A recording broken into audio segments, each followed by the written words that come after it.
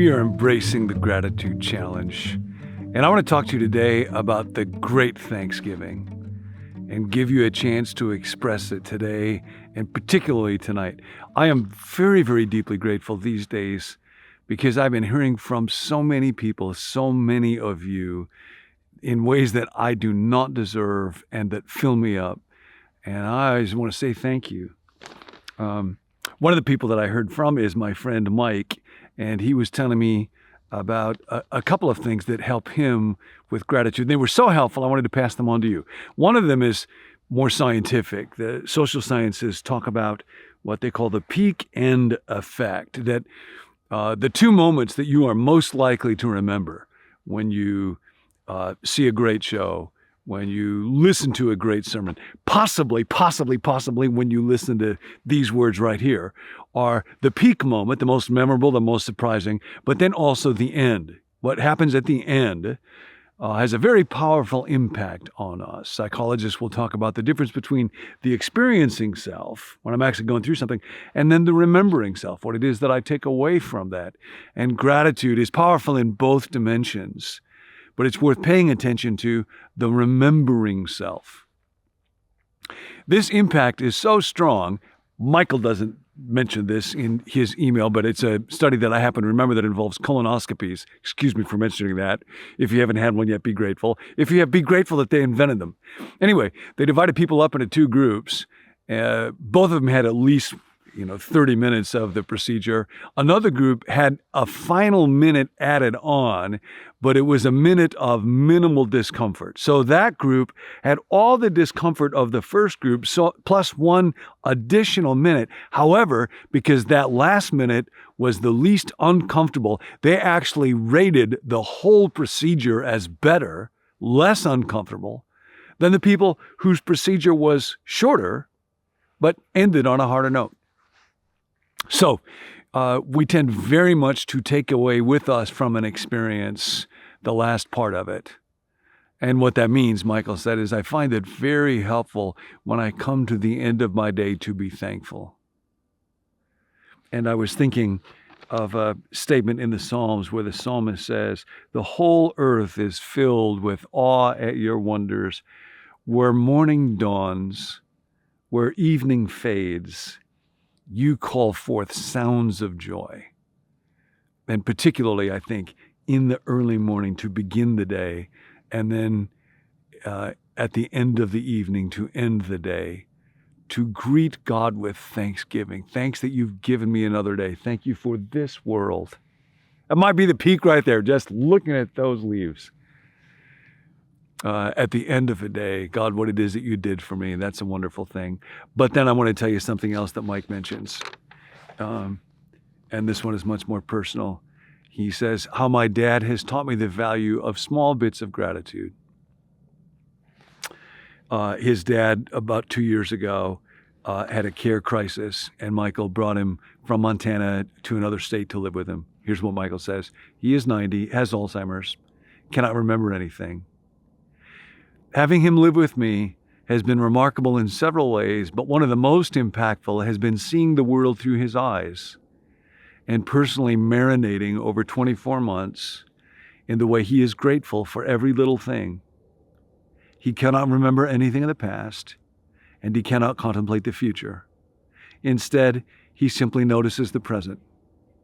When I take him for a walk, he will comment on how beautifully blue the sky is that day, or how lovely the leaves on a tree look, or note the sound of birds, or laugh at a passing child on a bike. If I walk alone, I might be absorbed in a podcast or thinking about work. For him, he truly is a living, walking example of Jesus' exhortation to consider the lilies of the field or the birds of the air and wonder at the goodness of God. Experiencing his simple life as he loses his cognitive abilities has been transformative for me. When I brought him here, I did so mostly out of a sense that it was the right thing to do. I had never contemplated that it would end up being a blessing and how much the Lord could heal and teach me through him even as his mind and body wither. The great thanksgiving is an invitation that is offered to believers in Jesus, to all human beings, to celebrate what God does in the simplest kind of way. The way that Michael is describing in his Father, the way that children do. And if we cannot become like them, we cannot enter into the kingdom. This is from a book called The Psychology of Gratitude. In Judaism and Christianity, simple prayers of thanksgiving are exalted as paragons of gratitude. Virtually all Christian denominations build into their services a structured time for prayers of thanksgiving to God. But it is interesting how often when groups gather to prayer, prayers asking God for something tend to run much longer than prayers thanking God for something.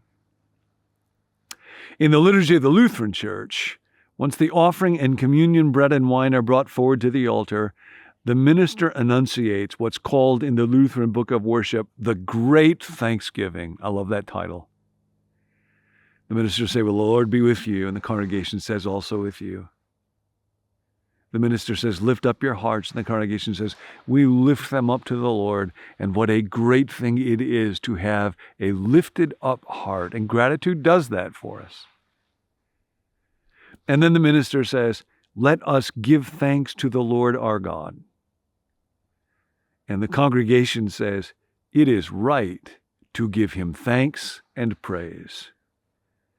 And the minister says, "It is indeed right and salutary. It's fitting, it's appropriate, it is good for us, and it is just. It matches the warp and the woof of the world that we did not create, that we should at all times and in all places offer thanks to God.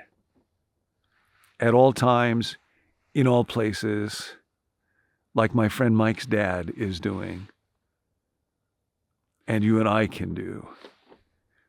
And how sad it is that we think that somebody else is losing their cognitive abilities. I was reading this week Oliver Sacks' book, his final book. Oliver Sacks, you might know, was a neurologist, a great doctor, and a profound writer. And his final book is simply called Gratitude.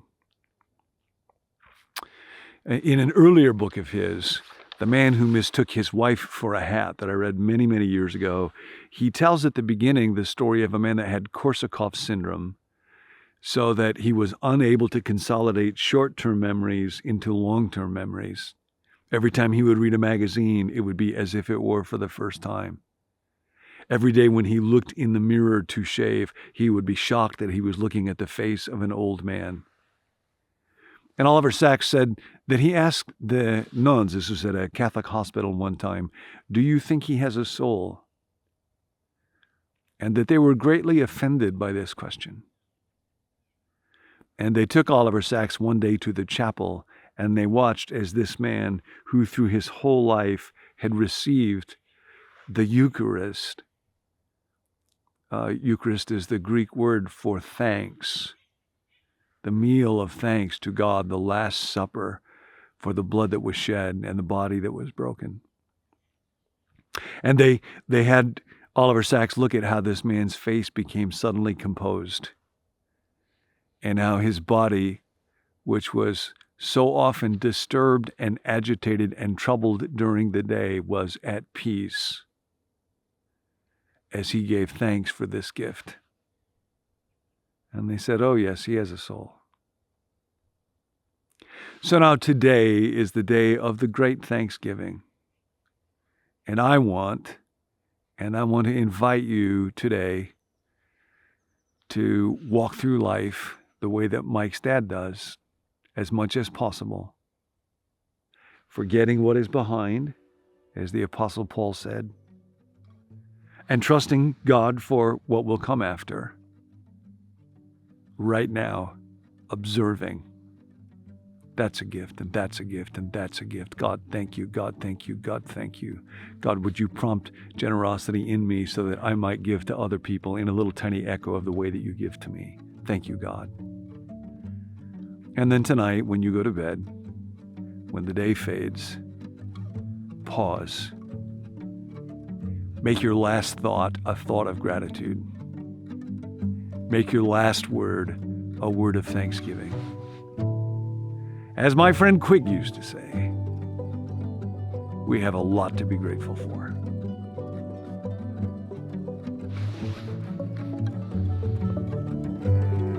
Thanks for joining us.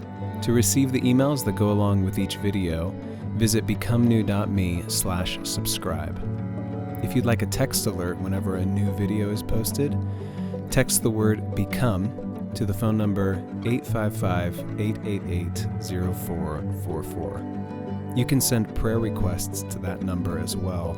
To invite a friend, just share the link becomenew.me. We'll see you next time.